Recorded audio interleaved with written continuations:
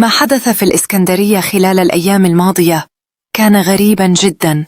كنا نستعد لدخول فصل الصيف، والجو كان مشمساً ودافئاً، لكن فجأة تغير كل شيء. هطلت أمطار غزيرة وصواعق ورعد ورياح شديدة. ما حدث كان نتيجة اصطدام هواء بارد قادم من أوروبا بهواء دافئ قادم من البحر، فتكونت سحباً رعدية وعاصفة مفاجئة. خلال ساعات قليلة تغير الطقس من حرارة إلى برد شديد. بصراحة هذا ليس مجرد تقلب عادي، بل هو إنذار مناخي واضح.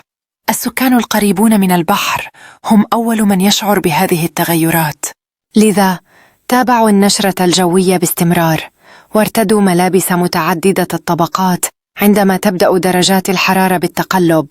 وإن كنتم من مدينة الإسكندرية، احكوا لنا ما حدث بالتعليقات، ولا تنسوا الضغط على زر الإعجاب والاشتراك في القناة، وظلوا دائما مستعدين